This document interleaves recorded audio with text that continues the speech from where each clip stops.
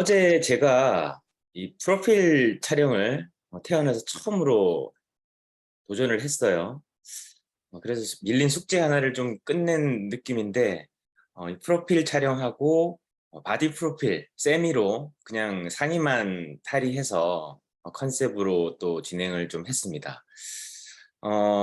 제가 이걸 잠깐 보여드리는 이유는 뭐 첫 경험이었기 때문에 좀 신선하기도 했지만, 제가 선택한 그 스튜디오의 작가님이 상당히 특이한, 굉장히 일반적인 작가들과는 다른 철학을 가지고 있어서 그 부분이 저는 굉장히 인상 깊었습니다. 보통 우리가 얼굴을 찍는다라고 얘기하면 말 그대로 얼굴, 낯짝을 찍는 거잖아요. 근데 이분은 어, 촬영에 앞서서 1시간 정도 사전 인터뷰를 했어요. 그 인터뷰 속에서는 제가 살아온 길, 그리고 저의 어떤 여러 가지 생각들, 이런 것들을 계속 인터뷰를 하는 거예요. 그리고 결정적으로 촬영하기 전에 이렇게 얘기하시는 겁니다. 저는 얼굴을 찍지만 얼굴을, 말 그대로 얼굴, 이 정신의 꼴을 찍는다는 거예요. 이 얼굴이라는 뜻이 정신이 깃든 꼴이라는 거잖아요. 그래서 이 애티튜드, 태도와 자세, 정신을 찍는다는 거예요. 그래서 이건 제가 옆에서 그냥 B컷으로 찍은 건데, 기술도 좋지만 말 그대로 접근 방식이 다른 것에서 굉장히 저는 신선함을 느꼈고, 촬영 내내 정말 많은 배움을 깨달을 수가 있었어요. 그래서 정말 유익한 시간이었고, 저는 누군가가 프로필 촬영을 한다고 하면 이분을 추천드리고 싶은데, 누군지 궁금하시죠? 궁금하면 500원. 예, 공짜는 없습니다.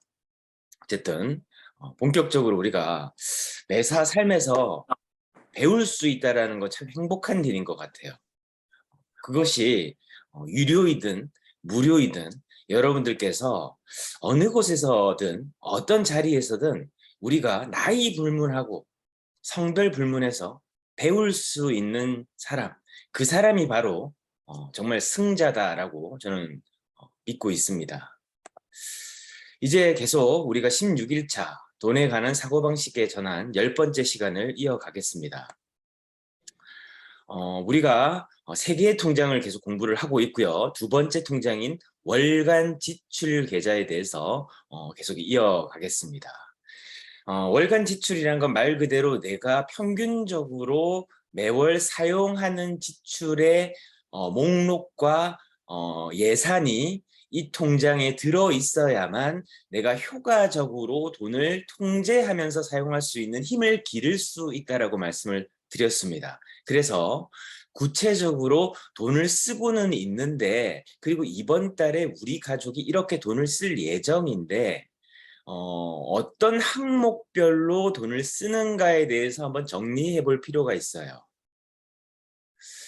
우리가 돈을 사용함에 있어서 계획적이고 목적성을 지녀야만 한다라고 계속 말씀을 드리고 있는데, 돈을 쓸 때는 계획과 목적이 분명할 때만 돈을 쓰는 것이다 라고 했습니다. 근데 우리가 왜 돈을 쓰는지 모르고 쓰는 내용들을 분명히 걸러내야만 되는 거고, 그렇게 해야만 월간 지출을 줄일 수 있겠죠. 가장 여기서 우리가 실천할 수 있는 중요한 액션 플랜은 내가 쓸데없는 낭비되고 있는 돈을 찾아서, 즉 그 항목을 찾아서 정리해야 하는 것이 가장 첫걸음으로 해야 되는 우리가 부의 사고방식이다. 그렇게 하기 위해서 우리가 정기적으로 가계부를 계속적으로 관리해야만 측정할 수 있고 그것을 개선할 수 있다고 했습니다. 그래서 이 항목을 우리가 정리하고 나서는 연간 평균을 계산해 보는 거예요. 즉 1월 달부터 12월 달까지, 자, 지금 이게 처음인 분들은 이제 지난달부터 혹은 3개월 전부터, 그 이전부터 관리되어진다면 여러분들 계속 관리를 하시면 좋은 거예요. 그 관리한 부분만큼 평균을 계산해서 전체 지출의 균형을 잡는다. 가장 중요한 건 연단입니다. 근데 우리가 이제 시작한 지 얼마 안 되셨기 때문에 그분들은 어떻게 해야 되죠? 지난달이나 3개월 거를 이제 적어보는 거예요. 6월 달에 보니까 400만 원을 썼어요. 7월 달을 보니까 500만 원을 썼어요.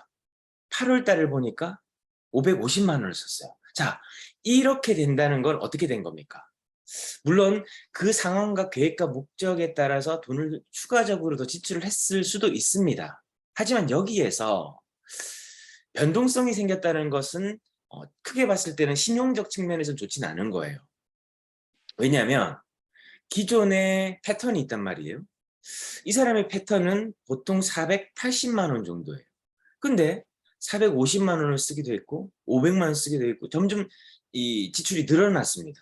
그럼 그 지출이 왜 늘어났는지 분석을 해야 되는 거고, 합당한 이유라면 어쩔 수 없는 불가피한 상황으로 지출을 늘릴 수 있겠죠. 자, 근데 여기서 이제 여러 가지 변수 중에서 우리가 생각해 봐야 되는 건 그분의 그 가게의 소득이라는 거예요. 400만 원 버는 사람이 400만 원을 썼다. 요거는 합리적이지 못한 거예요. 근데 400만 원을 버는 사람이 500만 원을 썼어요. 그럼 마이너스 100만 원이란 말이에요. 이거는 정말 비합리적 소비인 거죠. 마이너스 100만 원은 어딘가에서 빌려왔다는 거죠. 대출이든 어떤 카드 론이든 내 게 아닌 것을 땡겨왔단 말이죠. 그 신용으로 땡겨온 겁니다. 신용 점수도 물론 영향을 받겠죠. 그렇지만 더 중요한 건 여기에서 내가 불가피한 선택을 했다. 꼭 필요한 거, 꼭 필요하지 않은 거, 이 선택에 따라서 우리가 구분할 수 있다라고 했는데, 문제는 그 마이너스 100만 원을 내가 추가 소득으로 만들어서 썼다면 또 문제는 달라져요. 왜? 꼭 필요한 지출을 위해서 내가 뭔가를 만들었기 때문에. 근데 그게 아닌 상황이다라면 우리는 생각해 봐야 됩니다. 근데 여기서 또 한 가지 생각해야 되는 건, 사업을 하시는 분들이, 사업을 하는 분들이 사업을 위해서 새로운 사업을 위한 투자를 목적으로 내가 뭔가를 준비를 한다. 요 개념도 다른 거예요. 요것과 혼동하면 안 돼. 내가 일반적인 가계의 어떤 지출 내에서 사용하는 범위 내에서 다른 빚을 내서 사용하는 개념과 뚜렷한 목적성, 즉 내가 통장에 뭐 100만 원이 거기에 있는 것과 내가 그 100만 원을 어떤 투자 목적으로 사용하는 것은 전혀 다른 차원의 지출 방법이고 자금 운영 계획이라는 거예요. 그래서 요거는 구분되어져야 된다. 요 투자 목적의 100만 원은 충분히 합당한 계획과 목적성을 지녔다면 이제 다른 방법이 다른 거죠. 이렇게 여러분들이 생각을 하시면 됩니다. 그래서 이 계좌는 지출을 위해서 사용하고 지출액을 항목별로 정확히 분석해야 한다. 요거 정말 중요한 내용이라 제가 계속 강조하고 있는 겁니다. 지출을 분석해야 됩니다. 그리고 지출액을 항목별로 분석해야 돼요. 그래서 여러분들 이게 힘들기 때문에 제가 이제 그 뱅크샐러드라는 앱을 알려드린 거예요. 그 항목별로 지출을 그냥 그 앱이 다 여러분들의 연동된 계좌와 카드사와 보험사별로 혹은 여러 가지 여러분들의 그 계정별로 다 구분을 해줘요. 그리고 투자를 몇 프로 하고 지출을 몇 프로 하는지 다 분류해 줍니다. 복잡해 하실 필요 없어요, 여러분들이. 그 앱만 쓰시면 돼요. 연동만 시키면 됩니다. 그리고 한 달 살아보시면 돼요. 계획을 세워서. 그게 중요한 겁니다. 세 번째, 정기 지출 계좌입니다. 요거는 정기 지출 계좌는 의무 통장이라고 얘기합니다. 우리가 아까 월간 지출 계좌는 생활 통장이라고 얘기했죠. 그다음에 정기 지출 계좌는 의무 통장이라고 얘기했습니다. 그래서 이 의무 통장은 1년에 몇 번 있는 지출을 위해서 사용을 하는 겁니다. 그래서 여기에는 월간 지출은 제외된 정기 지출액이 담겨져 있는 통장이에요. 아까 녹색 통장인 월간 지출 생활 통장하고는 전혀 관계없는 겁니다. 거기서 지출되는 외의 정기 지출액이 여기 연간 정기 지출액이 이 통장에 머물러 있어야만 돼요. 그래서 이 계좌는 세금, 자동차 보험료, 자녀 등록금 등 연간 지출을 위해서만 사용하는 겁니다. 이해 가시죠? 이거는 거의 뭐 계산이 뻔해요. 그렇기 때문에 우리가 이 부분을 가지고 여러분들이 미리 이 부분을 빼놓는 거예요. 이 부분을 빼놓으려고 하니까 한 번에 뺄 수 있어요, 없어요? 없어요. 그러니까 12개월 동안 매달 내가 500만 원을 받으면 이제 여러분들이 최소한 10%는 마스터 통장에 머물러 있어야 된다고 했고 그 10%를 제외한 나머지 90%는 어떻게 되는 겁니까? 이 월간 지출 계좌 예산에 보내지고 그 나머지는 어떻게 합니까? 연간 내가 작년도를 보니까 세금 얼마 정도 냈고 자동차 보험료는 평균적으로 얼마 정도가 나오고 자녀 등록금은 기본적으로 변동성 없이 이 정도가 나가죠. 자, 이런 금액들이 계산이 되면 예를 들어서 그게 뭐 2천만 원이다. 그러면 어떻게 해야 됩니까? 500만 원을 버는 사람이 한 번에 2천만 원을 만들 수는 없으니 그 중에서 한 150에서 200 정도를 어떻게 합니까? 또 빼야 되겠죠. 미리 이 계좌에 넣어 놓는 겁니다. 그래서 이 계좌는요, 되도록이면 체크카드랑 연동시키지 마세요. 그냥 통장에 제일 좋은 거는요, 그냥 그 인터넷 폰 뱅킹도 연결 안 시켜 놓는 게 좋아요. 왜냐하면 내가 나도 모르게 뺐을 수 있단 말이에요. 타협하지 않는 방법은 그냥 보내놓는 거예요. 저는 이 방법을 좀 선호합니다. 그래서 여러분들께서 오늘 여기까지 할 건데 여러분들이 이렇게 뭔가 장치, 외부 장치를 쓰는 것도 좋아요. 빼고 싶어도 뺄 수 없게 만드는 거. 근데 자동이체로 연동시켜 놓는 거. 이런 것과 굉장히 여러분들의 지출을 관리하고 통제하는 좋은 훈련 방법이기도 합니다. 자, 오늘은 여기까지 하고 이제 5분 학습 들어가겠습니다.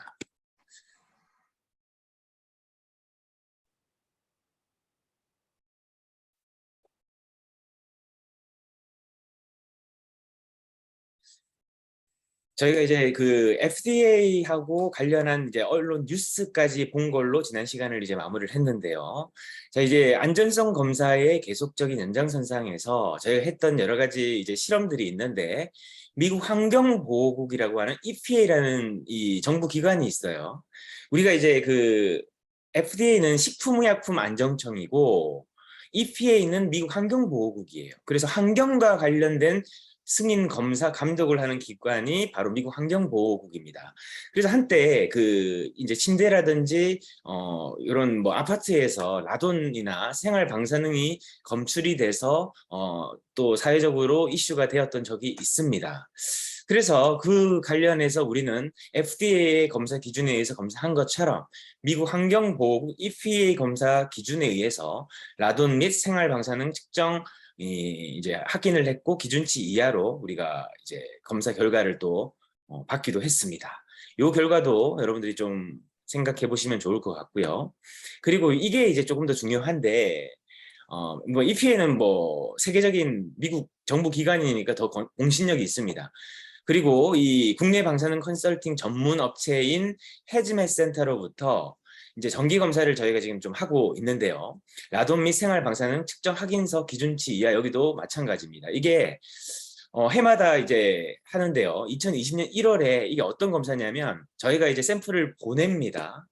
그러면 기업들이 이렇게 할 수 있어요.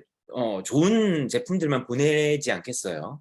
근데 저희는 그렇게 하지 않고 그냥 보냅니다. 아무 제품 선정해서 그냥 보내버려요. 그러고 나서 검사를 하고 이분들이 또 자기들이 이제 약간 블라인드 테스트 형태로 저희 제품을 받아서 검사를 무작위로 합니다. 그렇게 해서 검사한 이제 무작위 랜덤 측정 결과 저희 주력 상품이 10가지인데 그 검사한 결과 이제 안전하다라고 하는 거고 샘플 측정 값도 이렇게 수치가 나오고 최근 문제 발생되는 라돈 오염 제품들의 주 원인인 히토류나 모자나이트 등의 광물의 방사능 종합 측정 확인 업체 그리고 피부에 장시간 밀착되어진 의료의 특성적 판단 시에도 안전한 측정값으로 사료된다. 그래서 단발성 측정이 아닌 분기적, 주기적 측정 등록 및 신제품 출시 측정 예약, 지속적인 불시수거 방사능 측정 등록 업체로 저희가 검사를 계속적으로 이 업체와 진행을 하고 있는 겁니다. 그래서 이게 이제 안전성을 여러분들이 한 번 더 생각해 볼 수 있는 내용이라고 보시면 되겠고요. 그리고 기사 한 가지를 조금 더 보고 오늘 마무리를 하겠습니다. 그래서 저희가 이 우스트커 대상을 받았던 아마 작년도 기사였던 걸로 기억하는데 2011년 12월 설립된 자세 교정용 건강제품 및 포스처웨어 개발 전문기업 두드림 크리에이티브 공동창업자 엄표 이지에는 전 인류의 바른 자세 건강 문화를 창조한다라는 야심찬 사명 아래 해마다 끊임없는 혁신을 지속해오고 있다. 이게 이제 기사 밑 사진 밑에 이제 기사고요.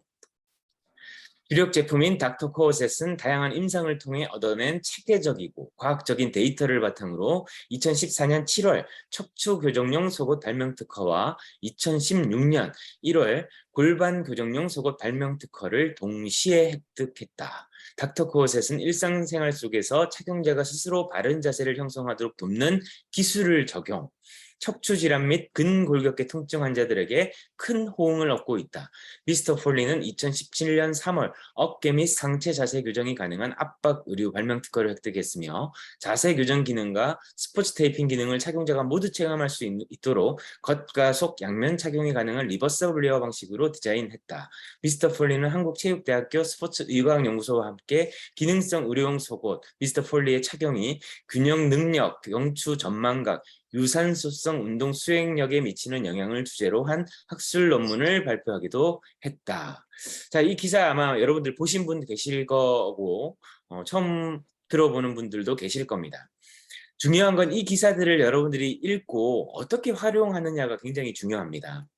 그래서 여러분들이 고객과 이제 그게 카페드 슬리밍고 매장에서든 물론 카페드 슬리밍고 매장에서 프로그램으로 돌아가기 때문에 뭐 크게 이것까지 보여줄 일은 없을 수도 있는데 잘 활용하는 분들은 이걸 잘 활용을 하실 거고 또 소매 판매를 하시는 분들 같은 경우는 이거를 가지고 여러분들이 소매 판매를 하실 수도 있어요. 그래서 클로징을 하실 때나 한 번 더 어프로치를 할 때, 자, 미스터 폴리 얘기하면서 인터넷 기사를 또 한번 보여주는 거예요. 검색 바로 해가지고. 자, 이 미스터 폴리가 이렇게 한국체육대학교 의과연구소와 실험도 연구도 했고 리버서블을 촬영할 수 있도록 이렇게 언론에 우수 특허로 선정이 돼서 특허 대상도 받았습니다. 라고 여러분들이 설명을 할 수 있다면 굉장히 좋게 툴을 잘 활용하시는 분이다. 그래서 오늘은 여기까지 하겠습니다. 자, 오늘 조금 한 2, 3분 더 길게 한 거는 우리가 이번 주 금요일에 뭐가 있죠? 예, 추석 연휴가 있습니다. 그래서 추석 연휴 아마 당일이지 않겠나 싶습니다. 금요일이. 그래서 여러분들이 한 주 요번 이제 하루 좀 쉬어 가겠습니다. 그래서 오늘까지 한 거 가지고 여러분들이 다시 한번 복습을 하실 분들은 반복, 단순하게, 명료하게 계속 꾸준히 반복하는 게 명료해지는 거다. 그래서 여러분들이 반복하시는 그런 시간 가지셨으면 좋겠고요. 즐거운 한가위 명절 되시기를 바라겠습니다. 감사합니다.